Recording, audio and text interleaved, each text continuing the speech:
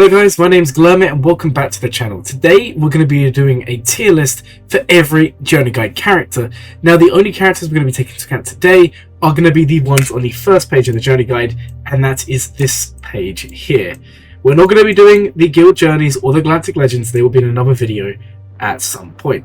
So the first thing when looking at these characters is we need to account for how easy are they to unlock, how meta are they, and what I mean by that is how often do you use them, are they outdated, and also are they required for other characters. All of these things are going to account for how good the character is. Okay, so to begin with, we're going to start with the characters who are at the top of the list, and the first one is Palpatine.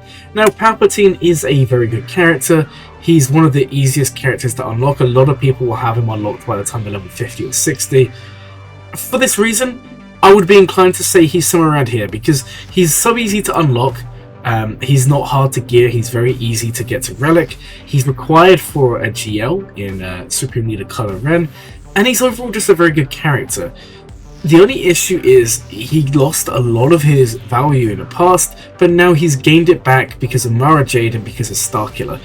Honestly, I don't think he's like in this section here because he's not really that good. But I would easily put Palpatine in the B tier. I don't think he's a bad character at all. I feel like he is a very good Journey Guide character, and especially for the value you get in the early game, and the fact that he's required and he's used in one of the best teams in the game right now. The next character we have on the list is actually going to be Grandmaster Yoda. Grandmaster Yoda, honestly, I don't think he's as good as he could be. He used to be an amazing character. With Jidnat Revan, he's still very good, but how often do you see him used? I mean, a lot of the time, I don't even use him. If you're someone who uses JML on offense and you use it to kill JMK, for example, there's a chance that Grandmaster Yoda just sees no light of day. I mean, he's a good character, he has use in freeze, but I really don't think he's that good a character at the moment. Yes, he's needed for JMK's unlock at Relic 8, but I still don't think that really makes him one of the best characters to unlock, and for this reason, I'd put him in the C tier. The next character we have on the list is actually going to be Grand Admiral Thrawn. In my opinion, Grand Admiral Thrawn is one of the best characters that are non-Galactic Legend. There's a reason why every good account has a good Grand Admiral Thrawn. He's needed for the fleet, the Chimera, he's also needed for the Sith Eternal unlock.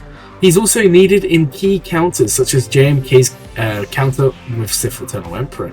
For this reason, I would easily put Thrawn in the A tier. I think Thrawn is one of the best characters in this list. Next up, we have R2-D2.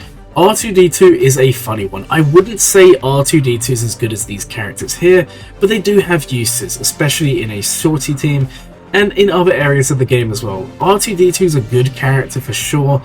They are needed for some Galactic Legends, and they do have some use for JTR and 3v3, but honestly, they're another character that, unless you have a shorty team up and running, which I doubt a lot of you do, you're just not going to have any uses for them. And for this reason, I'd put R2-D2 in the D tier. Next up, we have BB-8. BB-8 is a very interesting character as well. You'll find I'm going to say that with a lot of these Journey Guide characters.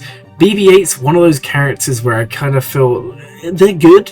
I think they're very good. They're good with a Grievous team. They're easy to unlock. If you go for Supreme Leader Kylo Ren, you're going to have the BB-8 team done. Honestly, I would love to put BB-8 in like up here, but I just don't think they're that good. Their main uses are in 3v3 with JTR, which is similar to R2-D2, but they just don't have that pull that you would like. They're very good in a shorty team. They're very good in a Grievous team.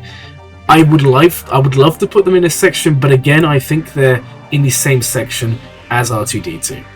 Next up, we actually have Padme. Padme is a fantastic character who unfortunately gets wrecked by Qui-Gon's Omicron. In my opinion, I think Padme is easily in the C or B tier, maybe even A tier. I think Padme is such a good character. The only reason that I'm going to put Padme in the C tier here is just because they are pulled apart by Qui-Gon. If Qui-Gon Omicron wasn't a thing and you still used the meta Padme lineup, Padme would easily be B tier. But at the moment, she's one of those teams, she's good, she punches up a little bit, but when you take away those key characters, General Kenobi, Ahsoka, General Anakin, and all of these characters, just to highlight, are used in J&K teams or Qui-Gon teams, she's literally left with nothing. And for this reason, I'd say Padme is C tier.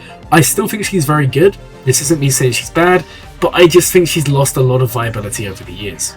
Next up on the list, we have Commander Luke Skywalker, and in my opinion, he is one of the best characters in this game. I think he's also going to be the first S tier that we're going to talk about today. For me, Commander Luke is an example of a well-built character. He's been out for many years now, and honestly, he's always at the top of the meta. In 3v3, if you guys watch the channel, you'll know that I always struggle against Commander Luke teams. In 5v5, he's a fantastic team. He can beat Galactic Legends. Granted, a lot of that is due to datacrons, but he's just such a good team. He works in every area of the game: territory battles, territory war, the Grand Arena. Everything you want to do in this game, Commander Luke is there. He's one of the easiest characters to unlock, and if you get him early on, guys, you're going to be having the time of your life. The only drawback with Commander Luke is his team is a little bit of a hassle to unlock. But other than that, this guy is just insane. Must have in every single roster. The next character we're going to be talking about today is actually going to be JTR. JTR, I would love to put JTR up here, but I just don't think they're that good. JTR is needed for the Ray unlock and the JML unlock, so they have some value there. And honestly, they're a very good character. The only issue with going for JTR is she just doesn't really have that team. Honestly, like the team you would have run her with, the Resistance unlock that you do for her with BB-8, it would have been nice. But now that team's being used as Zori, so she's not really got that team in 5s. In 3v3, she is amazing. And in 3v3, if this is a 3v3 tier list, these trio would be all the way up here. But the problem is, 3v3 just isn't something that comes around every single week. It's only every other month. Honestly, JTR is good, but not great, and that's why she's going to go in the C tier today. The next character on our list today is going to be Beskar Mando. Beskar Mando is a character a lot of us got annoyed about in the past. Like, he's a great character, guys, but one of the issues you face with him is he doesn't really have that team that he excels in. Currently, he is part of the Fennec counter to Lord Vader, although some lineups do reduce the likability of that happening. And he's also needed for the Razor Crest, and the Razor Crest is needed for the Executor. For this reason, I would put him in the B tier, just because the requirements for him, what he's needed for, is just too good to miss out on. Honestly, I think he performs at this level, but he's needed in key Galactic Legend counters, and he also has a key ship, and for this reason, he goes in the B tier. The next character we're going to be talking about today is actually going to be the Chimera. The Chimera is a good fleet that was boosted a lot with the TIE Interceptor unlock, but if you don't have the TIE Interceptor, this fleet is honestly quite average. If you have the TIE Interceptor, I would honestly put this at a B tier fleet or A tier, but if you don't have that, honestly it's D or C. It's one of those weird characters, or weird ships should I say, where you just really need other characters that if you're new to the game, you're not going to have access to for a long time. For this reason, I would honestly put it in the C tier. I don't think it's awful. Not that these are awful, they just don't have many uses. But I just don't think he's D tier. I think he has some uses as a backup fleet, but with the TIE Interceptor, he would be all the way up here. The next character on our list is going to be the first of tier 4, and we're going to be looking at Dr. Aphra. Now, unluckily for me, I do not have Dr. Aphra, so I'm basing this just on what I've seen in the community, and at the moment, she is S tier. She is fantastic. The only problem is, as soon as her datacron leaves, she's going to be dropping down to the B tier, at least. I don't think she's in this tier or this tier. She's probably the weakest of all the newer characters that come out, aka Grand Inquisitor Reaver, and also Starkiller. But yeah, she has some uses. She's currently beating Jabba, and honestly, for that reason, and based on current meta, as of now, I'm going to put her in the A tier. The problem is I think she's too dependent on datacrons to be in the S tier, but she's a fantastic character who will be useful in the future. Time will tell how good they will be once the datacron leaves, but she's still a very good character with easy unlocks. The characters you're actually getting her with are also pretty good characters. Hondo, we're also looking at Sana, and then we're looking at the 2 droids that go with her. But I just worry that as soon as the datacron leaves, maybe the value that we see right now, with her being S tier value, will decline. Next up on the list, we actually have Grand Inquisitor. Honestly, I can tell a lot of you watching the video probably want me to put Grand Inquisitor in a D tier. Unfortunately, that's not going to happen. If anything, I think he's in one of these 3 tiers here. Grand Inquisitor on his own is kind of a little bit lackluster. He's going to be beating some cool teams. With his Datacron, he's insane, by the way. With his Datacron, he's easily S tier, but we don't want to base this purely on Datacrons. He's needed for the Reaver event, which is a massive, massive pull towards making him a better farm. He's also good at beating Qui-Gon teams. He can beat Jedi Galactic Legends, especially in Territory War. And he's just overall a decent character. I wouldn't say he's S or A, but I'd easily put him in the B tier. I just feel like his ship, the need for Reaver, and the fact that Inquisitors is such a key farm nowadays is worth putting him in the higher tiers. On the list next we have Starkiller, and Starkiller honestly is the next S tier on this list. I will stand by, I had my farming guide last year, and I honestly think Starkiller is the best non-Galactic Legend character, or one of them. Maybe tied with General Skywalker and Jedi Knight Luke. Honestly, he's just so good. He can beat Ray Ben, which is one of the most meta teams right now. He can also beat other teams in the game. He's just fantastic. Offense or defense.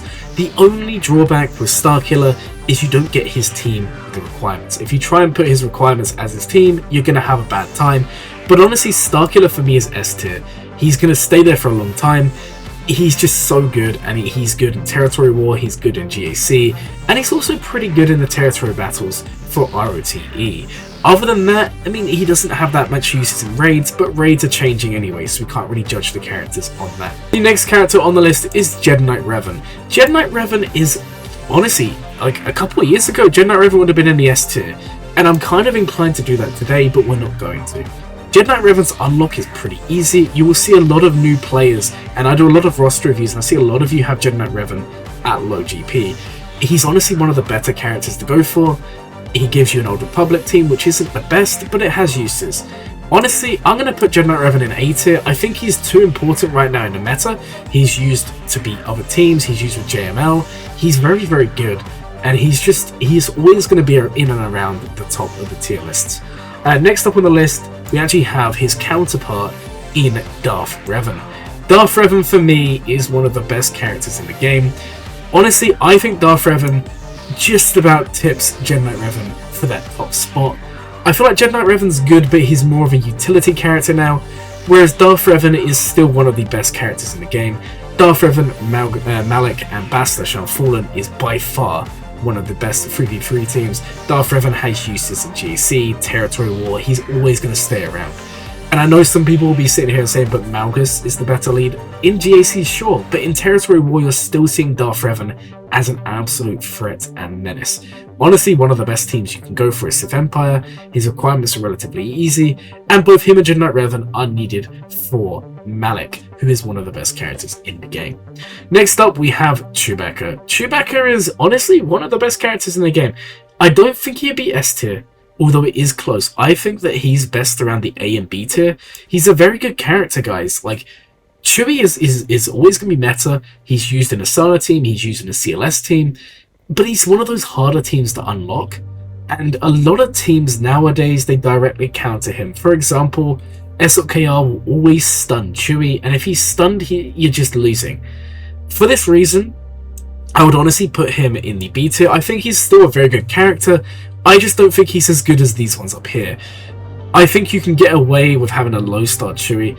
These characters here are just completely game changing. These ones here are very strong. They're all good characters, but for me, Chewie would be in the B tier. Then we have C-3PO, and honestly, C-3PO is one of those really annoying characters to unlock. We've always been there.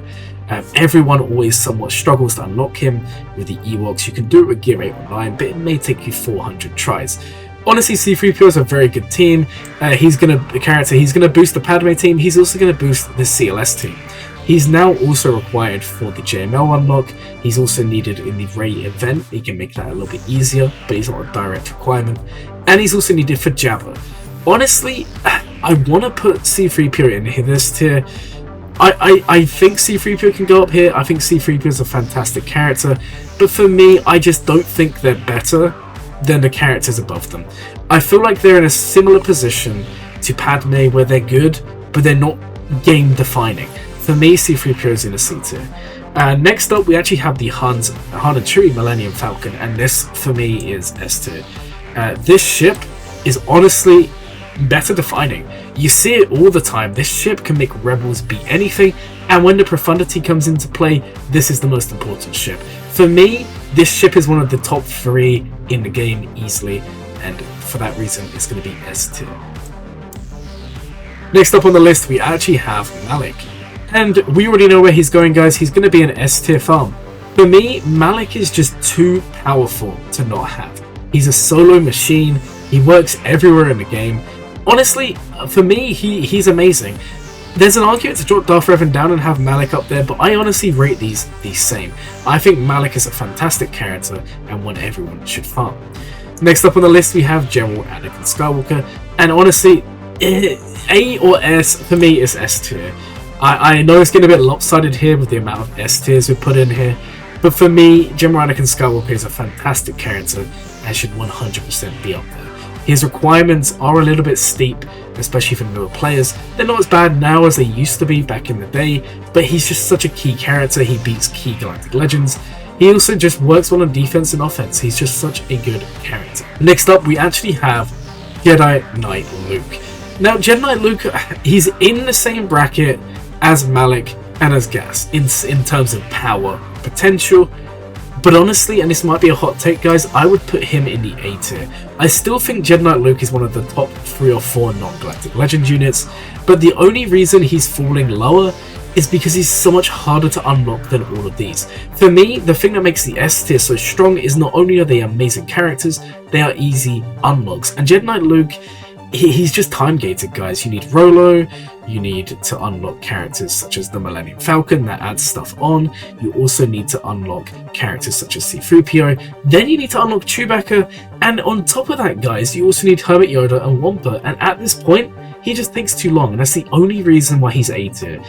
If he was easier to unlock, he would 100% be S tier, but for me, he's down here in the A tier.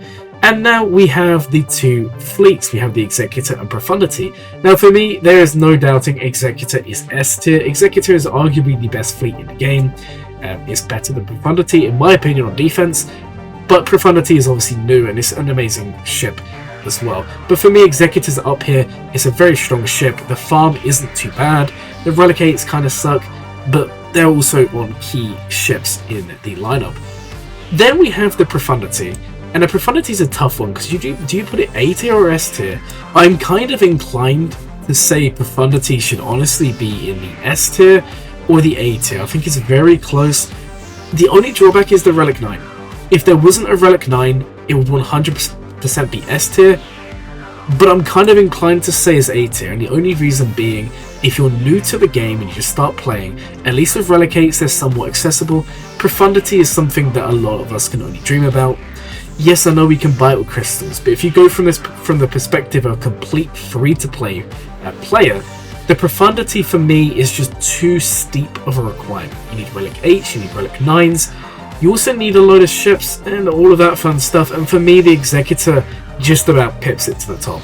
Now let me know down in the comments, do you agree with this list? I know there's some here that you may disagree with, but for me this is the best blend of taking into account the power of the character whilst also accounting for how easily accessible they are. Just remember, guys, this tier and above, I mean, all of them are great characters. None of them are bad. But for me, these are the 2 which are most lackluster. Without a shorty team, it's just so team dependent. This tier, I think they're all good characters, but maybe slightly outdated or require important characters to be great. This tier, honestly, these are all very good characters. They're part of key farms, but on their own, I just feel like they're just not the best characters out there. The A tier, guys, this is where things get good. Honestly, there's not much separating the S and A tier. For me, it's just a lot of these characters, they only fall short because of how hard they are to unlock. Also known as Jedi Knight Luke and Profundity. And then we have the S tier, who, if I'm going to drop anyone, it would probably be Commander Luke. But for me, Commander Luke deserves to be in this S tier. I hope you guys enjoyed the video. If you did, consider liking and subscribing. My name is Glurmit, and I hope you'll have a glowing day.